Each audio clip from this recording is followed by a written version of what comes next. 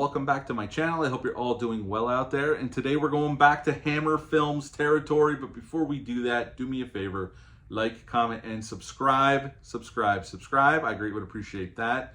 Also, as always, a shameless plug for my TeePublic stuff in the description box below if you're interested.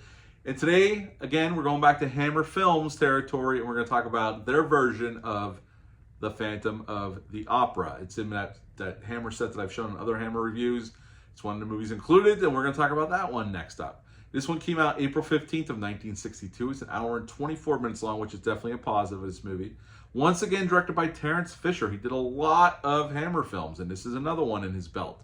In this film, cast-wise, we got Herbert Lom as the Phantom, or Professor Petrie.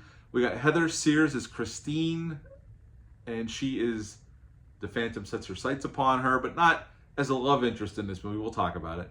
Edward D'Souza plays Harry. He helps run this theater, or this opera house, the London Opera House, although they actually shot this in the Wilmington Theater. And Michael Gough, the great late Michael Gough, plays Lord Ambrose Darcy. And he is not a very nice guy, and he causes a lot of the problems of why the Phantom is the way he is.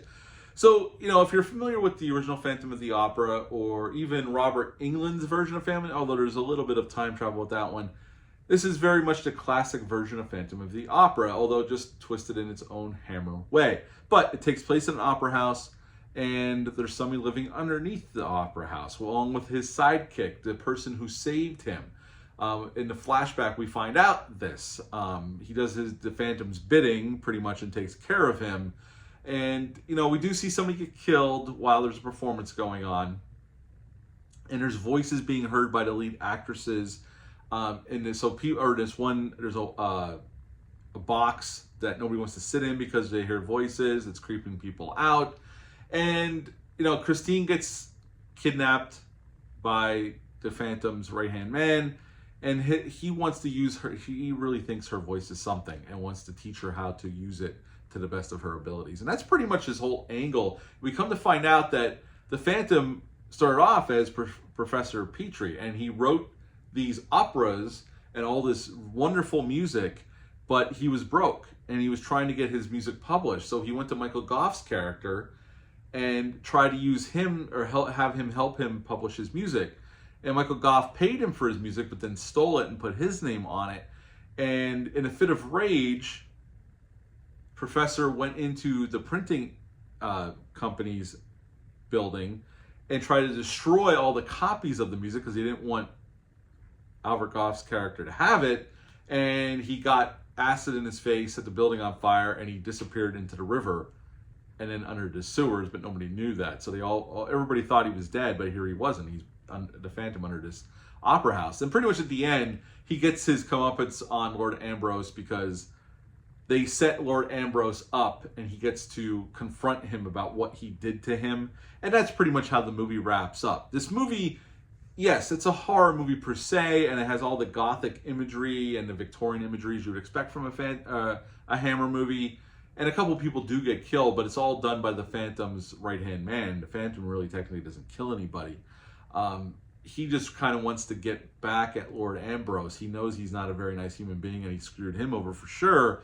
And he uses Christine kind of, and, you know, Harry gets involved, so they kind of help the Phantom get his revenge on Lord Ambrose. I think the cast here is really good. The sets, I mean, a lot of these sets, the exterior sets, were used in other Hammer films, but they utilized them very well. This was all shot at Bray Studios. Most Hammer films were shot there. This was another one that was shot there. Again, like I said, this is supposed to be the London Opera House, but they shot at the Wilmington Theater. This movie's not gory. There's a little bit of blood. And again, there's only I think only 2 people die. But, you know, it's a fun little retelling of the Phantom of the Opera done Hammer style. And I think even the makeup effects on the Phantom himself is pretty good considering the year this came out. And I was charmed by it. It's another Hammer film that's just kind of charming. It's kind of fun to revisit these. This one is one I have never seen, so this is kind of an initial watch for me. I mean, I've seen the original Phantom of the Opera. I've seen the Robert Englund one. I reviewed it last year. I really like that version. That's definitely a way more gorier slasher film of a movie. But this one, I like this one. It has its charms. It's definitely well made. and it has that Hammer vibe that only Hammer can provide. And at the end of the day, I would give this movie an 8 out of 10. 8 out of 10 for the Hammer horror films, Phantom of the Opera. Have you ever seen the Phantom of the Opera, the Hammer version? Leave a comment down below, let me know. Hit the thumbs up, hit the subscribe button, share this video. I greatly appreciate that. That's it for this one. I'll be back soon with some more, but until next time, bye.